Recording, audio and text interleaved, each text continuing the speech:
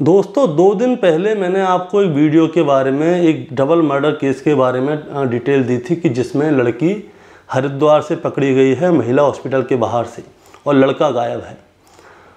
अब क्या हुआ है उस मामले में, वो लड़का क्या करता है, खुद जबलपुर जाता है और पुलिस चौकी में, जो कि पुलिस लाइन पुलिस चौकी थी, उसमें जाता है और अपना सरेंडर कर देता है।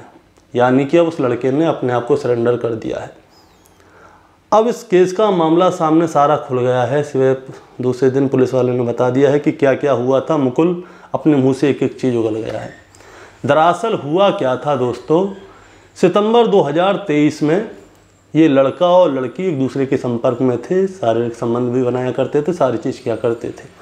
अब इसके पिताजी को पता चल जाती है, इस लड़की के पिताजी रेलवे विभाग में बहुत अच्छी रैंक पे ऑफिसर होते हैं।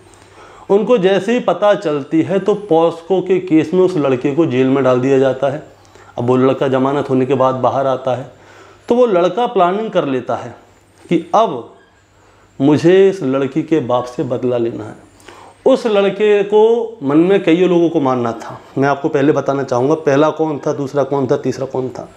पहले था उस लड़की का बाप, दूसरे नंबर पे उस लड़की का पड़ोसी जो कि उसको रोका टोका करता था, तीसरी थी एक पड़ोसन और थी औरत जो कि उस लड़के के से बात करने से मना किया करती थी, चौथा महिला एसआई जिसने कि इस लड़के को गिरफ्तार किया था, इसकी बेइज्जती की थी, और पांचवा जो था वो थी इस लड़के की प्रेमिका जिससे कि ये प्यार करता था।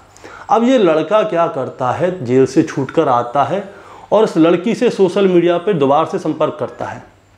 इस लड़के के मन में बहुत गुस्सा थी, ये चाहता था कि इस लड़की को, इसके बाप को, सबको मार दे। अब इस लड़की के साथ में इसने संबंध बनाया और दोबारा से इस लड़की के संपर्क में आ जाता है और इन दोनों ने, उस लड़की ने भी अपने बाप को मारने के लिए इस लड़के का पूरा साथ दिया। यानी कि मुकुल को मारने के लिए उस लड़की ने पूरा साथ दिया। उस लड़की का नाम था काव्या जिसकी उम्र 16 साल है। यानी कि लड़की अभी नाबालिग है और उस लड़की ने अपने बाप को मारने के लिए इस लड़की का पूरा साथ दिया। इन लोगों ने क्या किया, पहले से ही गैस कटर होता है, कुल्हाड़ी होती है, चाकू होता है, रस्सी होती है, पॉलीथीन होती है, ये सारी चीज़ें खरीद ली। अब डेट तय की गई 15 मार्च। 15 मार्च की सुबह क्या होता है, ये लड़का सिविल लाइन्स कॉलोनी में जो मिलेनियम कॉलोनी होती है उसमें आता है घर के पीछे से। इस लड़की के पिताजी घर में खाना बना रहे होते हैं क्योंकि इस लड़की की माँ 1 साल पहले एक्सपायर हो चुकी थी किसी बीमारी की वजह से। अब ये लड़का अंदर घुसता है, गैस कटर से गेट काटता है और तुरंत अंदर जाता है और एक बग्गे से, यानी कि धारदार हथियार से, इस लड़की के पिता के ऊपर हमला करने लगता है। अब जैसे ही ये हमला करने लगता है तो इस लड़की का छोटा भाई आता है कि मेरे पापा को मत मारो, मेरे पापा को मत मारो, क्योंकि वो बच्चा देख लेता है क्योंकि उधर से आवाज़ उधर जा रही होती है। अब वो क्या करता है, उस बच्चे को भी मार देता है। 8 साल का बच्चा था, वो ज़्यादा बड़ा नहीं था। वो लड़की चुपचाप वहाँ पे खड़ी होकर देखती है तो वो लड़का कहता है, मुकुल काव्या से बोलता है कि ऐसा है, तुम्हारे पापा जो नाश्ता बना रहे थे वो नाश्ता लेकर आओ। ये वो लड़की नाश्ता बनाती है। अब ये लड़का सारे खून को साफ करता है। इस लड़के और उस लड़की ने दोनों ने प्लानिंग की थी कि इसके बाप के छोटे छोटे टुकड़े करेंगे और शहर में जगह जगह डाल देंगे ताकि हमें अब कोई पकड़ ना पाए, हमारे बारे में कोई जानकारी ना मिल पाए। लेकिन जब ये लड़का उस लड़की के बाप को मारता है तो देखता है कि वहाँ पर खून ही खून हो गया है। अब वो खून इस लड़की से साफ नहीं किया जा रहा तो ये क्या करता है, ये पॉलीथीन लेके रखता है। उस पॉलीथीन में इस लड़की के बाप को लपेटता है, उसके छोटे भाई को लपेटता है। छोटे भाई को काव्या और मुकुल, ये दोनों लड़के क्या करते हैं, एक थैली में रैप करके फ्रिज के अंदर रख देते हैं। अब आती है लड़की के बाप की बारी।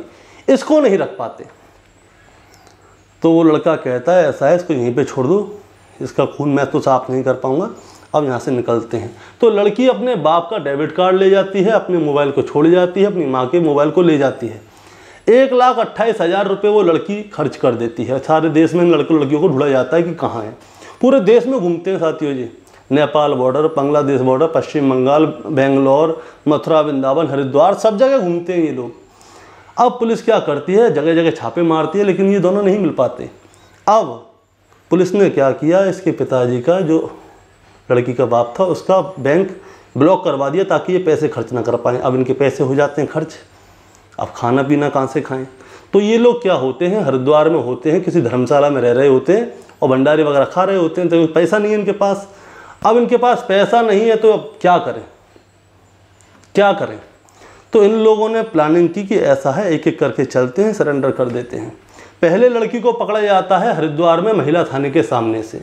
लड़का वहाँ से बहाना करके भाग जाता है कि भाई मैं अंदर से कपड़े लेके आ रहा हूँ और हम चल रहे हैं। अब लड़की पकड़ में आ गई, लड़का खुद ब खुद जबलपुर थाने पहुँचता है और अपना सरेंडर कर देता है और उसके बाद में बताता है कि क्या क्या हुआ और मैं किस किस को मारना चाहता था, कौन कौन मैंने मार दिया। अब इस केस का खुलासा हो चुका है। उसके बाद में इसके यार दोस्तों के बारे में भी जानकारी ली गई कि किस किस ने इसका साथ दिया। अगर ये आपको सारी जानकारी लेनी है तो मेरा दूसरा चैनल है गौरव शर्मा सफ़र, आप उस पर जाइए, इस केस की पूरी डिटेल है। दोस्तों मैं उम्मीद करता हूं कि ये खबर आपको सही लगी होगी। अगर आपको ऐसी और भी खबर चाहिए तो आप लोग मेरा चैनल सब्सक्राइब कर सकते हैं और क्राइम से जुड़ी हुई कहानियाँ सुनने के लिए आप लोग मेरा चैनल गौरव शर्मा सफ़र सब्सक्राइब कर सकते हैं। नमस्कार।